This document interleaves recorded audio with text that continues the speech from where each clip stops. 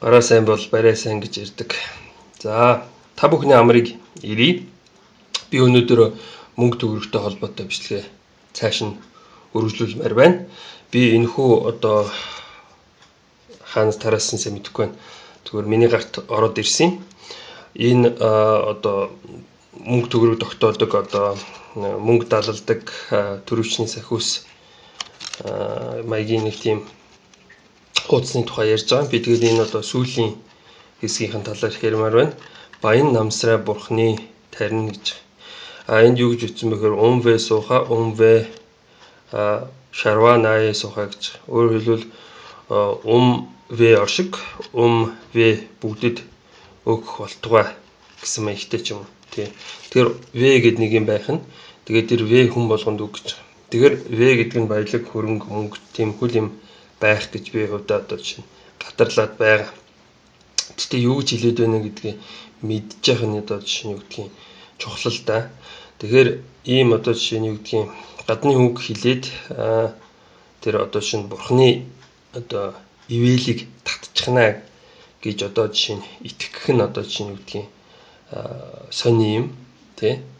Тэгэхээр би хэлсэнтэй бид нэр буруу бурхандаа мөргөөд байна. Бид нар тэр төвдийн цас дүндөрлөг хаа байсан хол одоо газрын бидэнд баг ус нь хүрдгүү тийм газар усны савдаг шиг юмд мөргөөд байна. Энийг одоо болцгоё гэж. За Монгол хүн одоо жишээ нь мөнгө төгрөгтэй болохын тулд одоо юунд мөрөгдөв юм бэ гэхээр мэдээж ойлгомжтой уул усандаа мөрөгдөг. Жишээ нь англи хэлний тэр банк гэсэн үгийг аваад үзье л да. Тэр жамбала гэж жамбал бурхан тий, жамбал гэдэг нь санскрит хэлээр банк юм байна л да.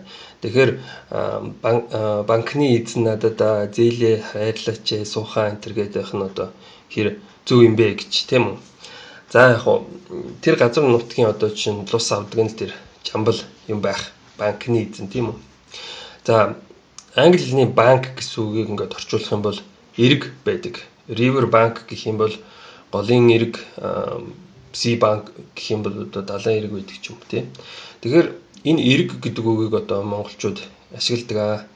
Тэр тусмаа эргтэй гэж ашигладаг тийм үү. Эргтэй хүн одоо банктай хүн гэсэн үг байна тийм үү. За тэгэхээр эргтэй хүн юугаар онцлог юм бэ гэхээр эргтэй хүнд нэг тийм хулгана байдаг. Амт цагаан хулган эрдний зүйлээр бөөлжид байдаг гэж. 12 жилийн ихэн номер 1 амтан бол хулган тийм үү. Тэр хулганд бөөлжөхөр цаг хугацаа эхэлдэг. Тэгээд 9 сарын дараа нэг зочин сармагчин ирдэг. Өөрөөр хэлбэл тэр амт цагаан хулган нь болохоор эрэгтэй хүний бэлэг эрэгтэн. Тэр эрэгтэй хүний бэлэг эрэгтэн одоо бөөлжүүл одоо зөв савндаа бөөлжүүл шүү дээ тий.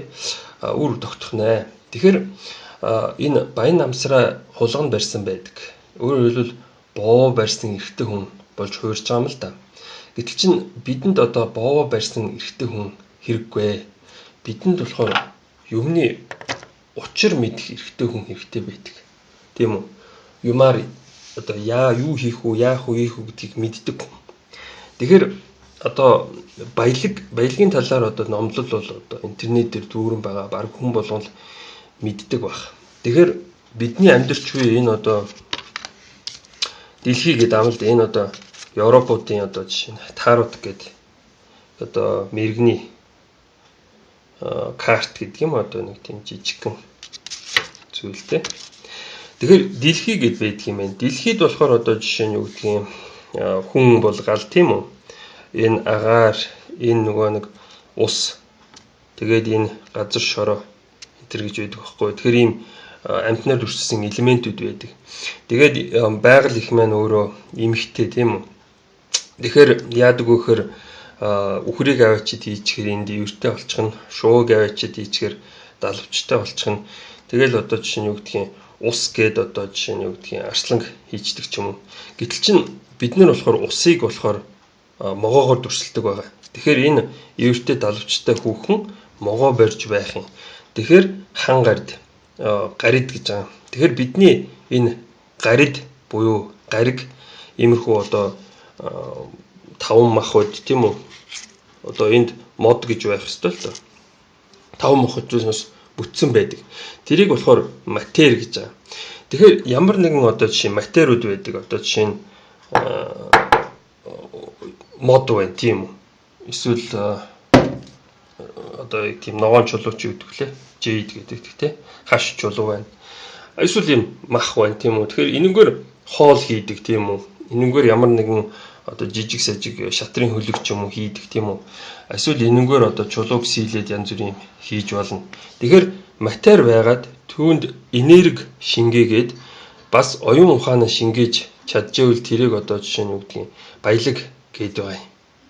Тэгэхээр би энд болохоор энерги шингээсэн байна тийм үү? Ингээ нэг юм дөрвөлжин болгоод хэрчсэн байна. Гэтэл би энд ямар ч оюун ухаан шингээгүй учраас хин ч энийг надаас худалдаж авахгүй зүгээр л түлээ болчиход байгаа хгүй. Гэтэл чи түлээч бас үнэтэй шүү дээ тийм. Тэгэхээр бидэнд одоо жишээ нь эд материалыг одоо жишээ нь юу гэдгийг мэддэг одоо аянганы эзэн гэдэг тийм очирваан бурхан хэрэгтэй байгаа байхгүй юу?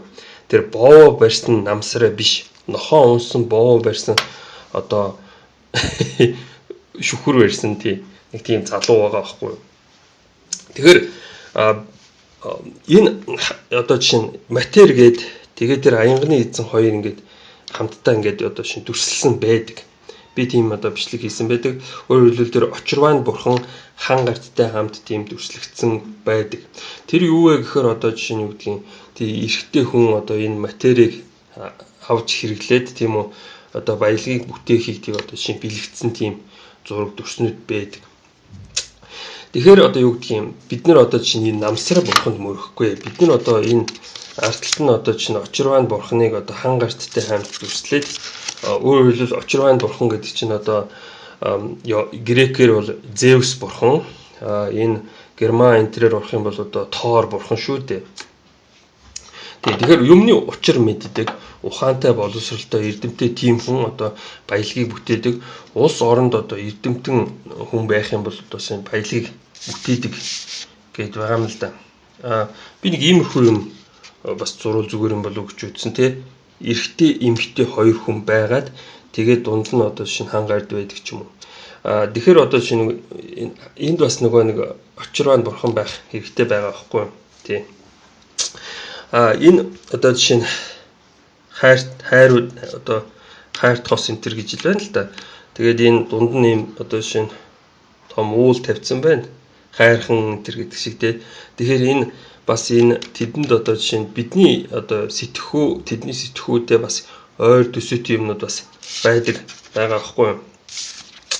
Жишээ нь одоо жишээ нь юу гэдгийг энд ус байна тийм үү. Ус нь тэгээд арслан байна. Энэ гал байна. Гал нь болохоор шуу байна ч гэдэг юм. Нэг тиймэрхүү. Гэхдээ зарим нэгэн юм дээр одоо жишээ нь миний одоо юу гэдгийг итгэл санаанд нийцэхгүй байгаа. Жишээ нь энэ хайртууд гэж юм заяа. Залуу нь болохоор энэ эмэгтэй хүүхэн рүү харж байгаа. Гэтэл чинь хүүхэн болохоор өөр дэшээ харж байгаа. Тэгэхээр тийм хайрт хосууд гэж юу байх вэ? За тийм. Тэгэхэд бид нар эдийн тэнгэр гэж ярьдаг. Эдийн тэнгэр нь болохоор эмэгтэй хүний хувьд болохоор хань ижлэн байсаар ирсэн. Өөрөөр хэлбэл сонгосон эрэгтэй хүн тэр эмэгтэй хүний одоо хувь заяаг одоо авч явна гэж. Заяа гэдэг үг нь болохоор энтгэг хэлнээр жая гэж байгаа. Эхнэр гэсэн үг. Эсвэл ялалт гэсэн үг тийм үү. Тэгэхээр эзэн хичээхээр заяа хичнэ гэж ярьдаг. Өөрөөр хэл гэрийн эзэн эрэгтэй хүн хичээх юм бол эхнэр нь бас хичээдэг юм а гэсэн тиймэрхүү бас яриа одоо шинэ номлолууд бол байгаа. Эмэгтэй хүнүүд болохоор тайлбарлах амархан байна л да. Одоо нэг баян эрэгтэй хүнтэй юм хийж чаддаг те юмны учир мэддэг одоо сайн эрэгтэй хүнтэй суухаар тэр эрэгтэй хүн тэр цаашаа аваад явчихна. Эдийн тэнгэр нь тэр эрэгтэй хүн байх нэ гэж. Гэтэл чи ийм эрэгтэй хүний хувьд болохоор энийг жоохон эд шидэм маягаар тайлбарлах хэрэгтэй болдог. Нэг эмэгтэй хүнтэй ингээд одоо чинь ингээд суугаад хандлаад явахаар одоо чинь юу гэдэг өөрийнх нь бизнес нь ингээд сайжраад ингээд дэгжээд ингээд дээшилдэг тохиолдол бий. Тэр нь болохоор бараг л одоо нэг үлгэр домогт ярддаг нөгөө лусын охинтой суучлаач гэдэг юм. Гэтэл нөгөө эмэгтэй хүн яг нэг тийм одоо чинь айхтар ажил хийгээд одоо чинь нэг юм хувь нэмэр оруулаад байгаа юм байдаг. Гэхдээ л одоо чинь юу гэдгийг азтай хиймэртэй явах тохиолдол байдаг. Гэтэл одоо жишээ нь нэг өөр хүүхэнтэй суучаар одоо жишээ нь нэг л одоо ажил хэрэг нь бүтэхгүй, нэг л болж хүрэхгүй нэгсэн тиймэрхүү юм явдал байдаг. Тэрийг болохоор энэ манай энэ Азад болохоор одоо тэр зурхай ухаанаар энэ тэр нь таарсангүй ингэж болохгүй байна энэ тийм одоо гэдэг юм тийм тохирохгүй байна гэдэг юм тиймэрхүү юм бас номлоод байдаг. Тэгэхээр зөв ханаа сонгох тэр сонгох явдал бол эдийн тэнгэрээ сонгохтой адилхан агаар нэг юм а гэж би таахынд хэлэх гээд байгаа юм. За тийм бидэнд шашны шинжилэл хэрэгтэй. Одоо сүм хийдүүд мөнгө хэрэгтэй. Лам хүнд мөнгө хэрэгтэй. Лам хүнд одоо мөнгө хэрэггүй одоо жишээ тэр сүнс одоо гэдгийг тийм юмараа хоолч телевиз энэ төр гэсэнд явж байж болохгүй. Лам хүнд бас мөнгө хэрэгтэй. Сүм хийдүүдэд бизнес бас хэрэгтэй. Ном хэвлэл гаргаж бизнес хийж болно. Эсвэл тэр минералны вод илүү цэвэр ус наймаалж болно. Угаасаа аршаа ингээд хүмүүст тараадаг шүү дээ. Тэгэхээр сүм хийдүүд одоо арх гэнэ ус тарааж болно тийм үү. Гэтэл чинь энэ христийн шашны сүмүүд бол одоо нэлээд эртний тийм бизнес сэтгэлгээтэй байх шинжтэй юм шиг байгаа.